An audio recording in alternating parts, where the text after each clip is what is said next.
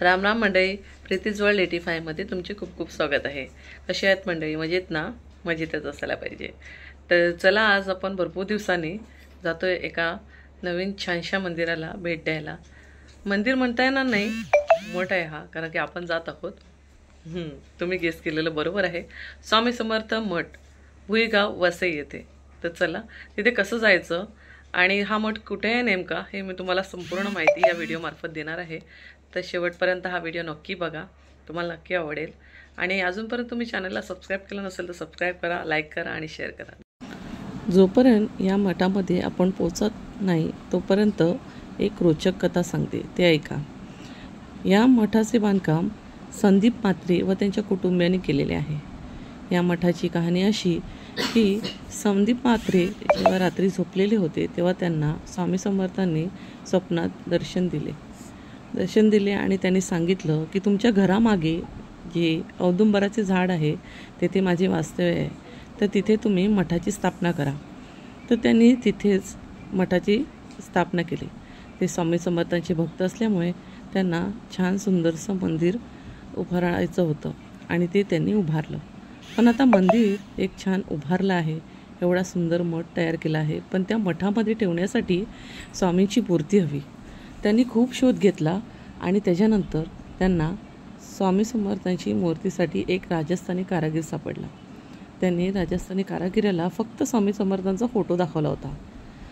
त्या कारागिराला स्वामी समर्थांबद्दल काहीही माहिती नसताना त्यांनी स्वामी समर्थांची एक सुरेख मूर्ती बनवून त्यांच्या हाती सुपूर्द केली।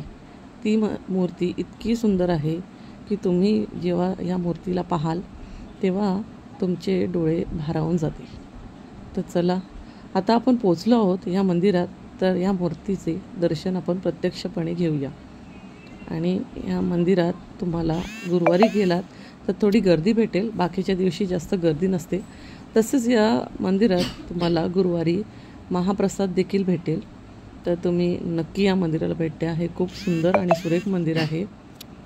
तर चला, आधी आपण स्वामी समर्थांचं दर्शन घेऊया आणि माझ्यासोबत बोला, श्री स्वामी समर्थ।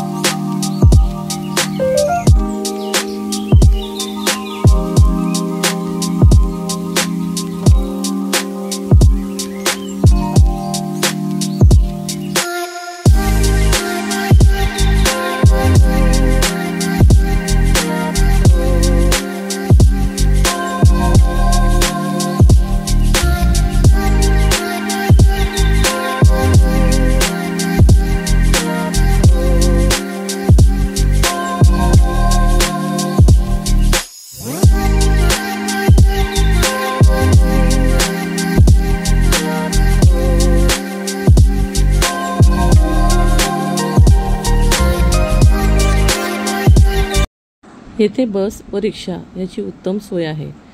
विरार स्टेशनपासून भुईगाव स्वामी समर्थ मठ याचे अंतर 12 किलोमीटर आहे। तसेच नालासोपाऱ्यावरून ते 7-7.5 किलोमीटरपर्यंत आहे। तसेच वसई स्टेशनपासून देखील हे अंतर 7.5 किलोमीटर अंतरावर आहे।